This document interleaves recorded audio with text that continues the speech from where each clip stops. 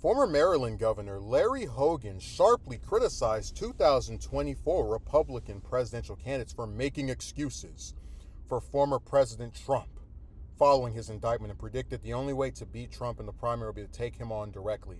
Hogan pointed to former New Jersey Governor Chris Christie and former Arkansas Governor Asa Hutchinson as the only two primary candidates he sees willing to challenge Trump publicly.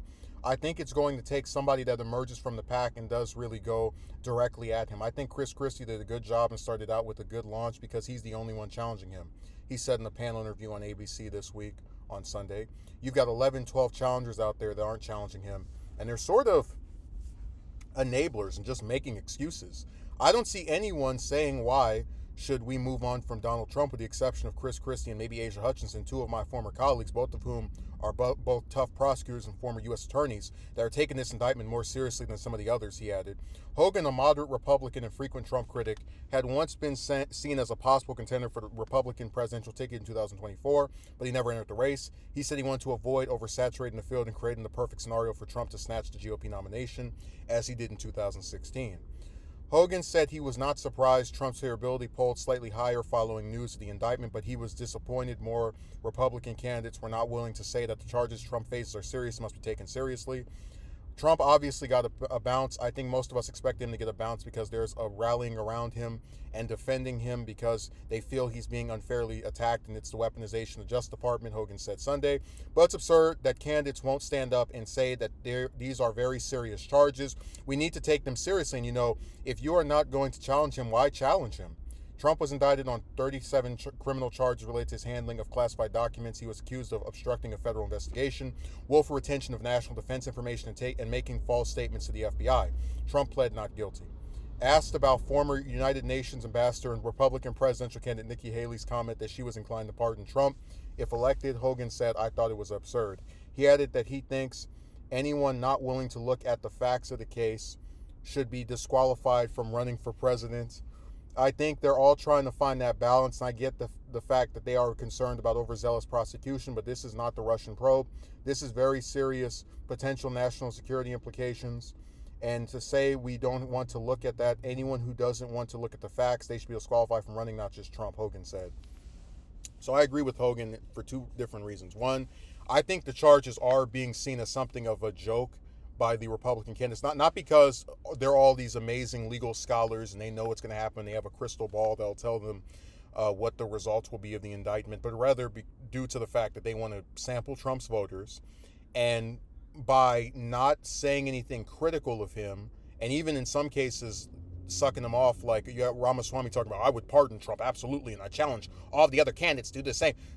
Someone like that is trying to play both sides, where they want to appear as his successor while also pledging that they're going to not be responsible for letting him go to jail, regardless of if he deserves it or not, or is guilty of the crimes that he is alleged to have committed. And in the case of someone like Christie and even Hutchinson, for example, they may have the coincidence of both being former governors who were prosecutors, but a lot of it has to do with ambition and really, I think Christie is kind of like at a point where he just doesn't care anymore. He's already been governor. He in my opinion, he really did miss his chance to become president back in 2012 when a lot of people wanted him to run.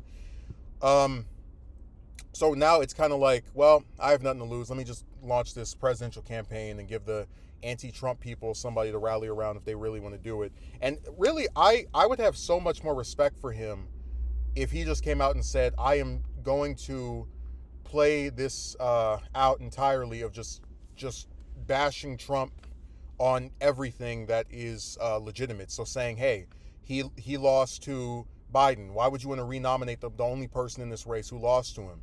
He's criticizing us for wanting to cut domestic programs that help people, but that's exactly what he offered in his budgets as president, to cut Medicare and Social Security. What a hypocrite.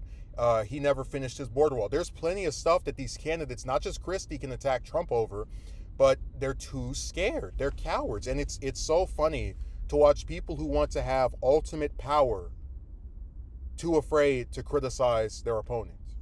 Like, you would think the number one thing you do as a candidate for any office is you criticize the person running against you. You don't go, well, they're a friend of mine and I like them and I respect what they did. And you don't have to just act as if everything about them was garbage, because then you do risk alienating even the people that like them just for the stuff they enacted.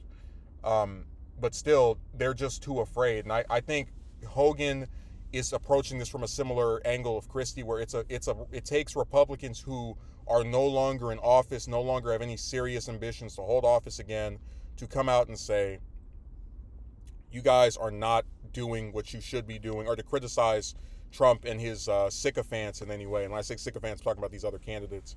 So he's right that they're making excuses for him. He's right that the only way to get rid of him would be to take him on directly. But I just don't see any of them doing that. And the problem is, even though Christie is the one who is coming the closest, it's still too early to tell how effective he's going to be. The field is so damn big with like a whole bunch of people that have no chance whatsoever, that I think that they are going to set it up to where all these candidates poll at 1-2% and ultimately end up helping Trump to get renominated. So unless they all drop out before voting starts, which I don't think will happen, I think most of them are going to stick it until Iowa. We're going to be in for a rude and horrible renomination of Trump, and I'm very saddened that out of all these people, the only way for one of them to win is to just keep having them all suck like a little bit of that anti-Trump vote away from each other. It's just not enough when it's fractured. Because I said before, DeSantis versus Trump could end with DeSantis winning, or Haley, or any of these other people if it was just one-on-one. But they're too ambitious and they have too much ego to get out. So I agree with Hogan.